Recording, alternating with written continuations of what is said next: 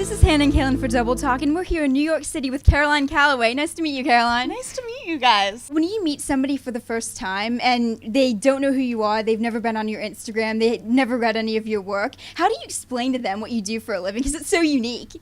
Oh my God, can you guys answer this for me? Because I'm still trying to figure out how to do that. But this must happen, right? Like you meet somebody and you say, Yeah. like, oh, I do that. Like, what do you do? Like, you must say something.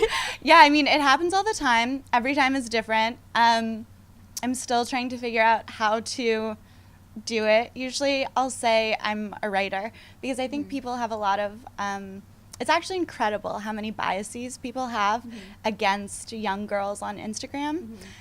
So for example, if I say I'm an Instagrammer, immediately people will make assumptions about how dumb I am, how superficial I am, how, I don't know, ditzy and insignificant my creative ideas are. But if I say I'm a writer or an artist, people don't have those same assumptions. So I try to leave Instagram out of it. I've sort of embraced being called an influencer because there's just like no other word for people who like create things on Instagram.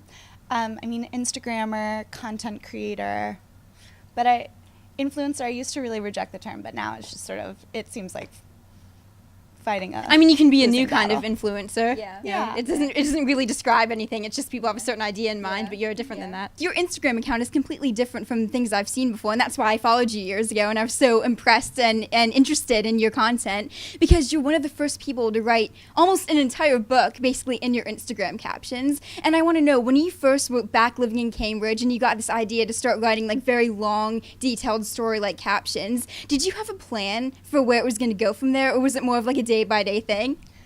I think it was both. I had a larger plan I really wanted to write a book I'm still working on, but I also just day by day figuring out how I could use Instagram to jump around in time and do flashbacks or just make a continuous narrative. Back in the day, it's kind of hard to remember this, but like Instagram culture in 2013 was so different than it is now. It was like aerial shots of your breakfast and the caption would be like #Valencia.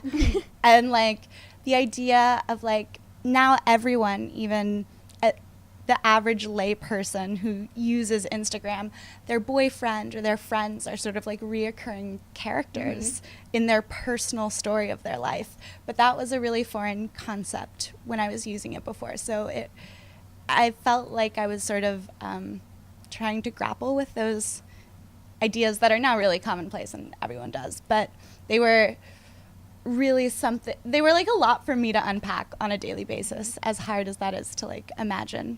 But that's so interesting because it's true, like even if you're not writing it like in story form, you do see like someone's best friend, you see them over and over again, their boyfriend, you see them over and over again, but you sort of took it and ran with it and made it something that no one had ever done before. People have always loved serialized stories, and something that I really love is with Charles Dickens, when he was like serializing his stories, and they'd come from England over to New York. People used to run down to the harbor to ask people, like passengers who are getting off ships in New York Harbor, what was happening in the story, because people coming from London would know about it before New York. And I think I didn't invent the serialized story, but I just recognized the like human love of cliffhangers and just ran with that. That's awesome. You studied art history at Cambridge. How do you work kind of your knowledge about... She's doing it now more than ever. She's doing it now. How are you planning on incorporating that into your writing and content in the future? That's a really good question. And honestly, I really don't know. I'm still taking it one day at a time. But I really, really, really love writing about art history. And I love writing about it in a really like playful, non-academic way. And I'm really excited to like use that voice more in what I write, to talk about these things that are usually talked about in a really like dry intellectual way, to make them sort of like playful and fun and fast-paced and unexpected. So from the beginning, there's never been really a roadmap as to how to navigate Instagram and the way that you're using it. We've kind of talked about that. Is there anything that surprised you as you've gone along as being more difficult or just different than you expected that you needed to work around? A lot of us are like making up jobs that didn't exist before. Exactly, that's a good way to put it. And like I almost can't even like quantify how many unexpected, unanswered questions arise and like keep arising from that, because it's hard to pursue a goal for yourself that hasn't been pursued before. You can't look at somebody and say, this is the end goal. It's like all new. Yeah, it's not like I'm trying to get a gold medal in the Olympics. Yeah. And I'm like, that's what I want. Yeah. It's like, I hope that I can like be authentic and maybe talk about art history and write books, but also write content online and sort of like quilting together like a job description that's never existed before. I'm sure you guys do that with your journalism stuff, which like, great job. Thank you. Really being go-getters. Thank you. And you mentioned being authentic, and I think one of the most interesting and my favorite thing about you is that even back when you were living in Cambridge and writing your posts from there, people kind of always saw you as this girl that had like this fairy tale lifestyle. Castles and whatnot. Boyfriends. Yeah. But British boyfriend. Or Swedish boyfriends. Thank you. But In England. in England, right. But at the same time, it's not like you haven't you don't hold back at all about the ups and downs of your personal life. How did you achieve that? Because those are two totally different things, living this fantasy life and being real. How did you find that balance?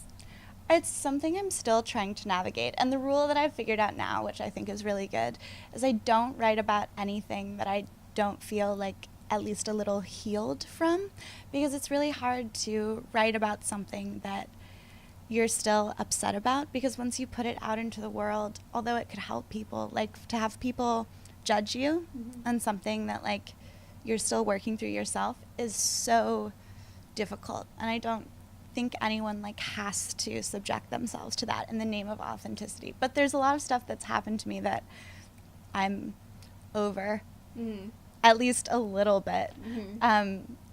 I'm really sentimental, so I like feel like no one's like really over, no sentimental person is totally over anything, at least I'm not. But like I just try to write about things that like I've found at least a little bit of peace about. Sometimes at the beginning I would read your writing and I would think maybe this is her real life, maybe this is almost like a fictionalized hybrid version of her life. Do you think that from the beginning it's been like a combination? Was it a combination and then it became more authentic, or was that something you had to work to find? I definitely didn't like wake up one day with an ability to like, with a plan or a voice fully formed.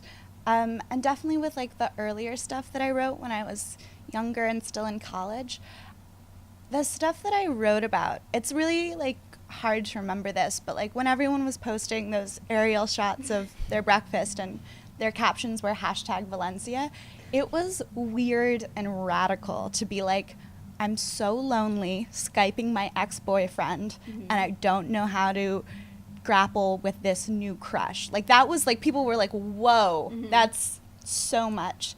And there was more happening in my life beyond that. Like, for example, I was struggling with depression at the time, and I didn't talk about that. So, like, there are things that I left out of those stories, but... Because it's not easy, and, like, you have to get used to it, especially when everyone's doing #Valencia and their dinner. It was, like, the best I could do at the time to be as honest as I was. And now that I'm older and a better writer and more at peace with who I am, I can make even better things.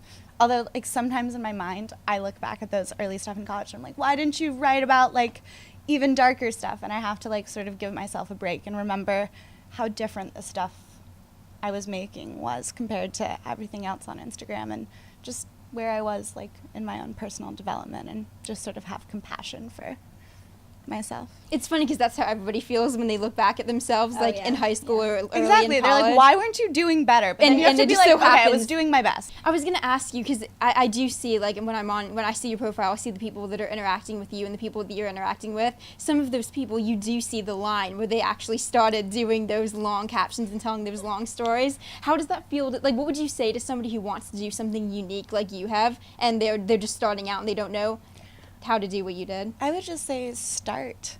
I mean, like, it's just so hard to just begin, because like no one wakes up with a perfectly formed voice or like way of expressing themselves or a project. Like you just sort of have to start making things, which is why I love so much what you guys are doing. And now so many people do it, which I'm so glad about. I'm so glad there's like a larger culture of vulnerability and authenticity, and there's just sort of like warmth and messiness and sharing on Instagram, and I wouldn't have it any other way. I'm really glad seeing other people open up helps me open up even more. People have so many connotations with the word Instagram, and like a sentence that you type with your thumbs into the app is seen as like inherently less valuable than a sentence that you see printed in a book.